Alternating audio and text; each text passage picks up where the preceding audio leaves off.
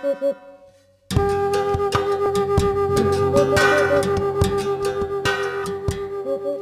Natural History Division of the Institute of Jamaica is an agency of the Ministry of Education, Youth and Culture.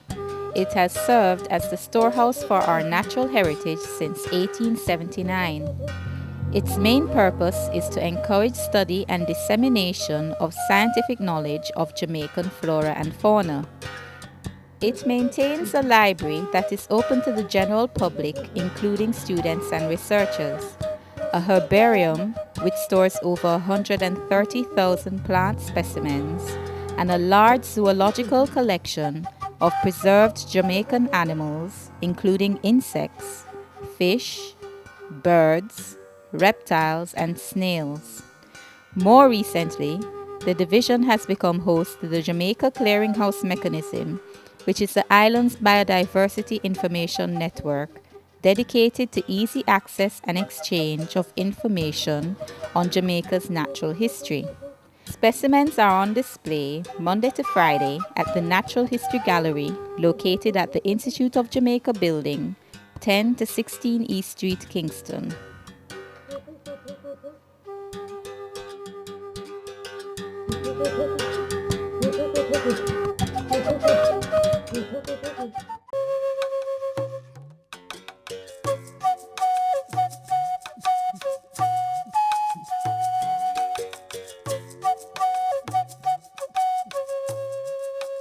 Daddy, from the other day I'm noticing this thing on the floors, I don't even know what it is. Wait, that's love bush now, Cathy. I wonder it get there. Come, let's go and take a look. Cathy, it's love bush now. Seriously, it's love bush. I never hear about love bush before. Love bush is bush that young man throw and fence. And I can bet is that young man I see you walking with it now. Throw it on the fence now. Claims him love you. So what that do when you throw it on the fence? When it grow, that means you love him. Oh. So you know what? We're going to have to take this all off because it can damage the plant then. You see it? And see, it's a thing hard to come off, You see it? Hard to come off. You can kill the plant that would work so hard to put up. Look on the amount. Love bush. Him claims him love you. Where meet him from? Church, Daddy. Church? Why, I really love you. And you love him. I would love to meet him.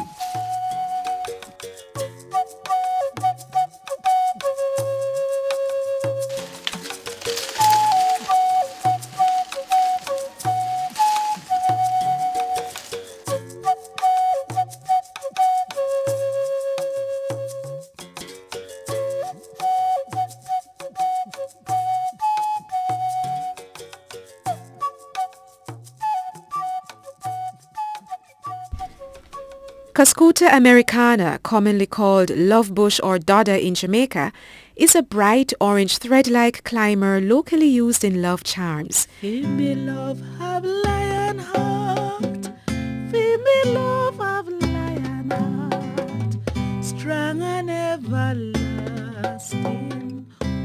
A report from the Accompong Maroons in the 1920s suggests that a person can use the bush to change the feelings of another. It states, to induce love in one who hates you, rub the body, especially the back of the neck with the plant, then clap your hands and hold them upward when you see the person coming. Then repeat the words by St. Peter, James and Paul meanwhile. It is also believed that if you throw a piece of love bush into the yard of a person you love and it takes root and grows, then your love will be reciprocated and flourish like the vine. Feel me love will never die, shining like the sunshine, only for you. Though we part and never meet again. The problem with this charming belief is that love bush is a notorious fast-growing parasite that will cover low trees, herbs and shrubs completely if left unchecked. As such, it is also known by the names strangleweed, hellweed and devil's guts. Me no care if it quite multiply. Strangle this your hedge until it die. Me no care if What I really know about the love bush is that when you break it and throw it on the other trees, it go and sometimes kill the plant. I usually use the love bush for, when I find a new girl. I usually spot on it and put it in the wall. If it catch, that means the girl love you. If it don't catch, that means, she don't love you.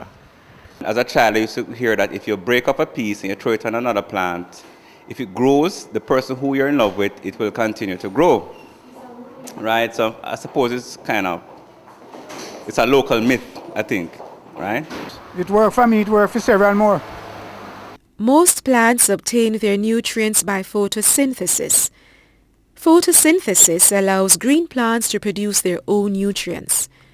Plants take in carbon dioxide and water from their surroundings and convert them to simple carbohydrates using radiant energy from the sun and the green plant pigment chlorophyll.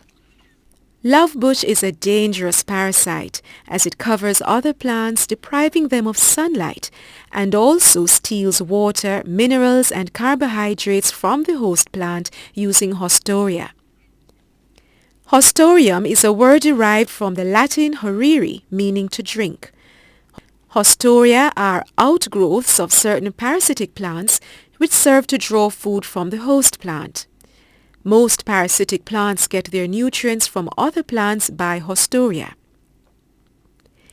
Love bush is easily spread. An entire plant can germinate from a small broken piece.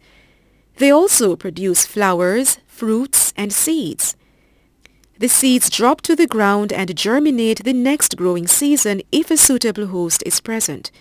If no suitable host is present, the seeds may remain dormant for 5 years.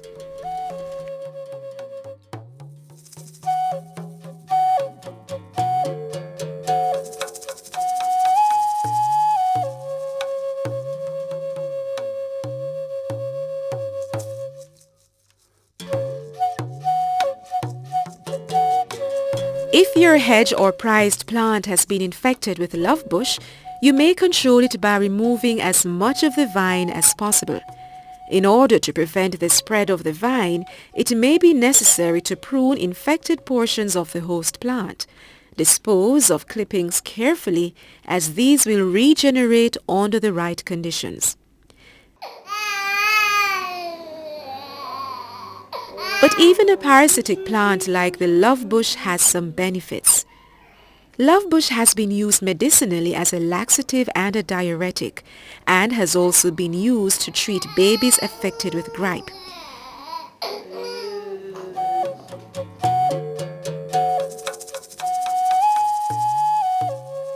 Unfortunately, some plants that are not parasites are labeled as such. For example, wild pines or bromeliads are often targeted for destruction due to their habit of growing on other plants. Most bromeliads are epiphytes, that is, plants that grow on other plants for support. Epiphytes do not rob their host plants of nutrients in the way that parasites do. They manufacture their own nutrients using photosynthesis and obtain water from aerial roots. These beautiful plants are related to pineapples and are commonly called wild pines. There are 63 known species of wild pines from Jamaica. Some are prized potted houseplants.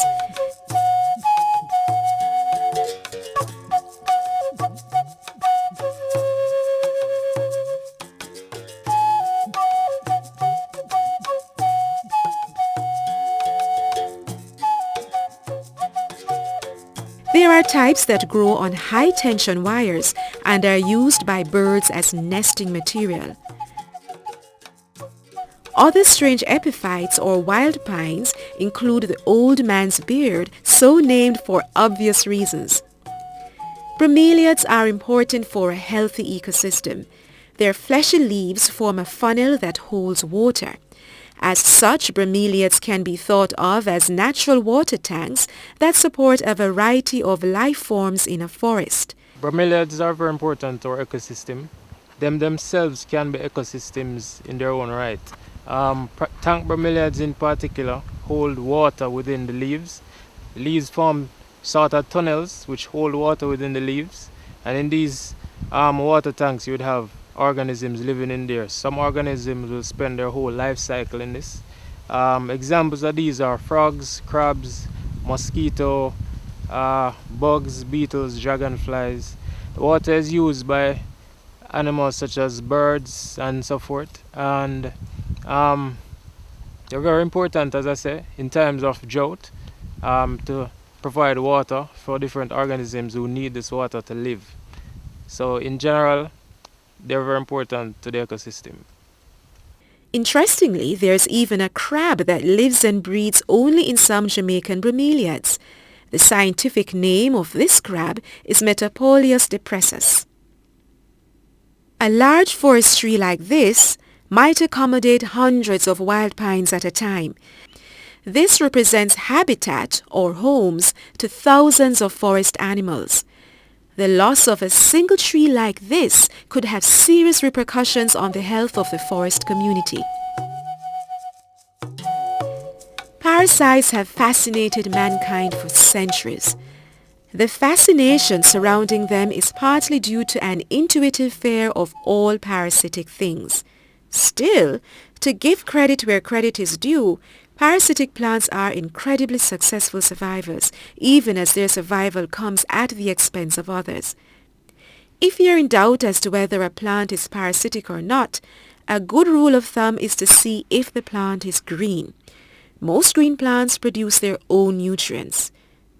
Think carefully before you remove any plants from their habitat. You may be causing more harm than good.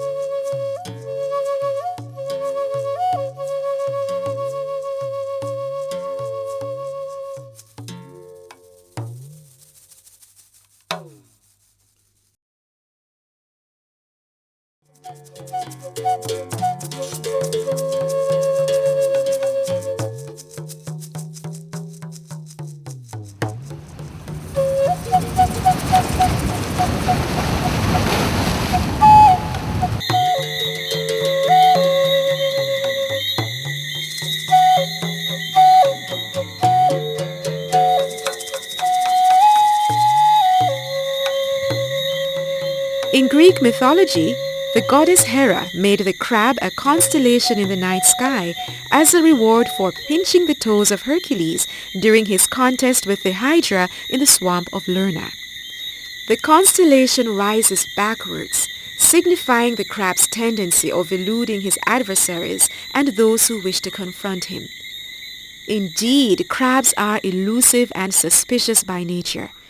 The Jamaican proverb sums it up. Crabs say, trust no shadow after dark, not even my brother lobster, for every shadow could be a hand set for grab me.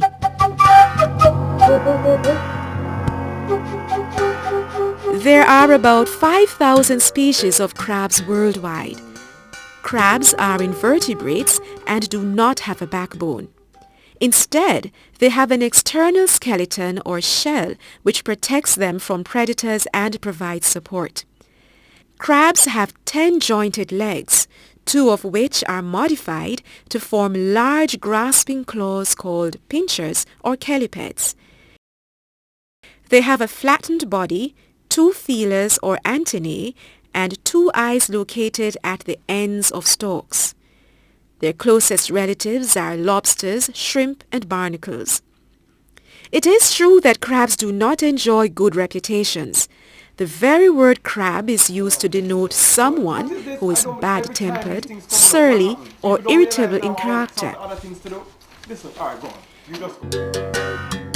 The phrase crabs in a barrel is used to describe the tendency of some persons to devalue each other, pulling everyone down with them. Brilliant, just brilliant. Brilliant idea, Ms. Johnson. Brilliant. This will certainly help the company achieve its goals. Brilliant. So I will hear from you. Certainly, Ms. Johnson, you shall hear from us. Okay. Yeah, Johnson says.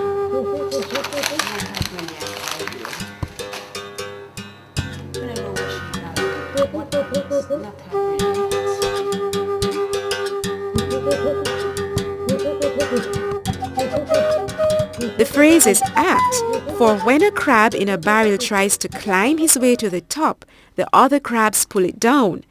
In addition, the Latin word for crab, cancer, is the name given to a disease which is one of the leading causes of death worldwide. Still, from an academic, economic and ecological standpoint, crabs are important and interesting species. They are essential to maintaining balance in a variety of different ecosystems by helping to cycle nutrients, their burrowing activities helping to increase soil aeration and drainage.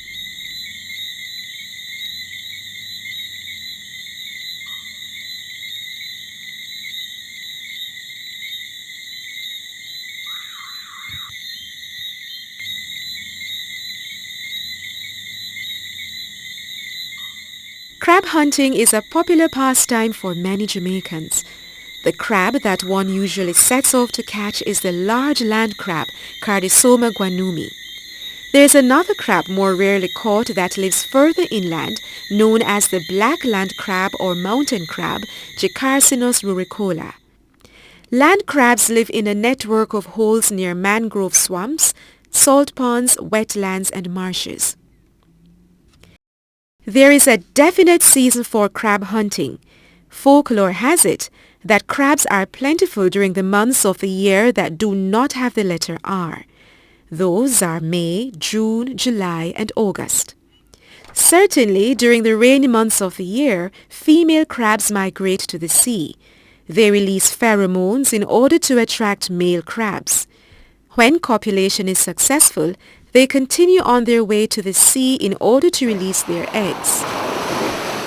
Female crabs laden with eggs are called washpaw and if caught are released in order to ensure a new generation of crabs in the upcoming year. This migration also coincides with the lunar cycle. Major migrations take place prior to full moons. Minor ones precede new moons. Thousands of crabs attempt to make this journey, and hundreds of them end up in the pot instead.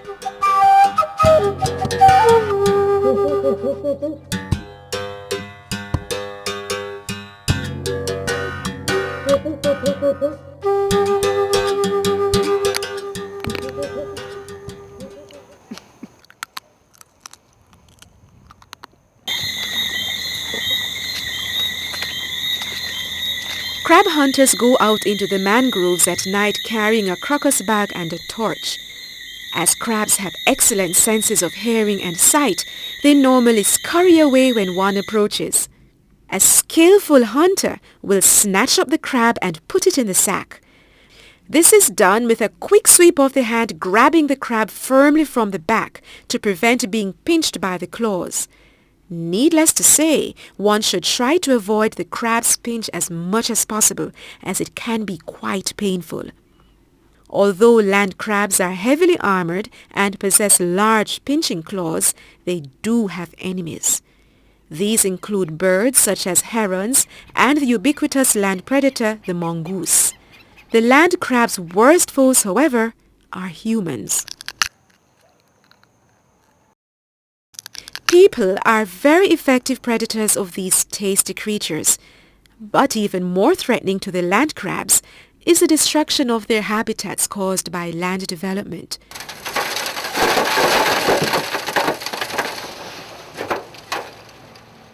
As one sees more development in wetlands, we can expect to see decreased populations of land crabs. Eventually, the land crab may become a rare delicacy. Another edible crab, and perhaps the most commercially viable, is the blue swimming crab Calinectes sapidus. The name Calinectes is Greek for beautiful swimmer, and sapidus is Latin for tasty or savory. In the U.S. market, the blue crab ranks second only to lobster in seafood value.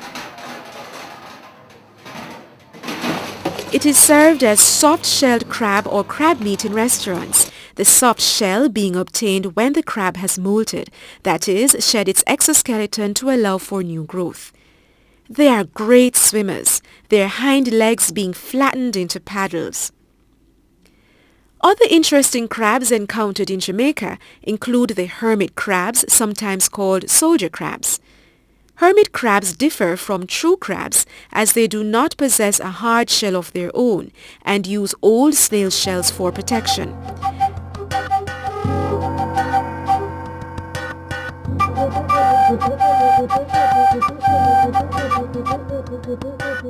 Hermit crabs are found in a variety of different habitats from the seaside to forested areas at elevations of up to 3,000 feet. Although called hermit crabs, they are usually social creatures that live peacefully in colonies of up to 100 or more. They are very active creatures that communicate with each other via a series of chirping whistles. Hermit crabs change their shells as they grow and are constantly on the lookout for new shells that fit. If there is a shortage of suitably sized snail shells, the hermit crab may substitute other things for the shell, such as sea sponges and even metal cans. Hermit crabs are used in the unique and enjoyable sport of crab racing. The tradition of hermit crab racing is an old one, starting as a form of entertainment centuries ago. Crab races are now principally staged in holiday resorts for tourists. Hermit crabs are easily tamed, very amusing, and are growing in popularity as low-maintenance pets.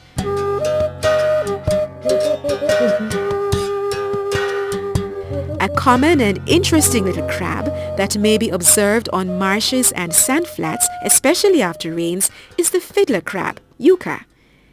Male fiddlers are easy to identify by their enlarged fiddler claws, which they wave or saw back and forth in a fiddling motion, not to fight predators, but to attract mates and discourage rivals. Female fiddlers do not develop these large claws.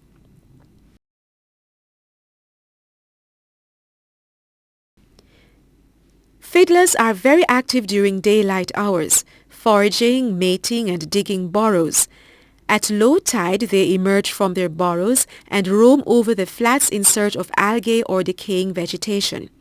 Fiddler crabs use their claws to pick up sediment, which they scrape with their mouths for food particles. Undigested pellets of sand are discarded at the entrance of their holes.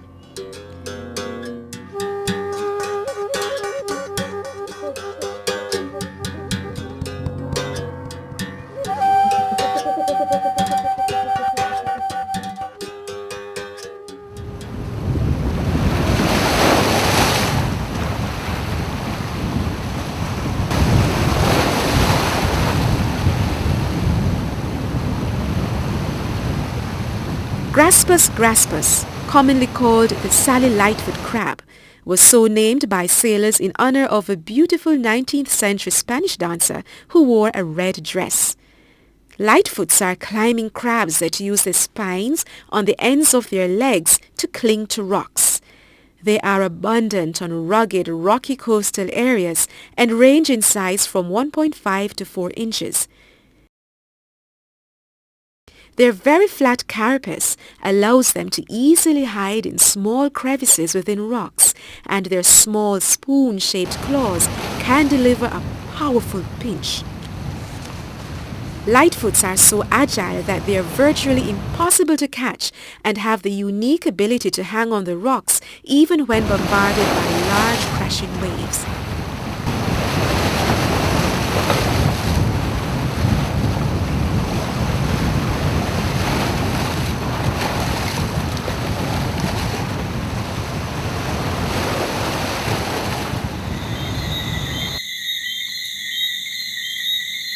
Some crabs are specialized for climbing trees and are mostly arboreal, that is, tree dwellers.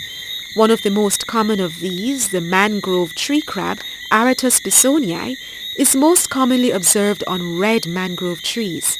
At night, they climb into the tops of trees and feed on the leaves, but may also feed on insects in the tree canopy. When threatened, they jump from the treetop to the sand or water below. The world's most land-loving crab, the Metapaulius depressus, commonly called the wild pine crab, is endemic to Jamaica and spends its entire life in a tree. Strictly speaking, they spend their lives in the pockets of rainwater collected in bromeliads or wild pines, which grow on the branches of large trees, and as such, they are considered to be special and unique to science. The tiny bromeliad crabs are less than an inch long and are thin enough to squeeze between the leaves at the base of the bromeliad plant where rainwater collects. So the next time you see a crab, perhaps hurrying back into its hole, remember the range of personalities, unique looks and complex behaviors they show, and the important ecological roles they play.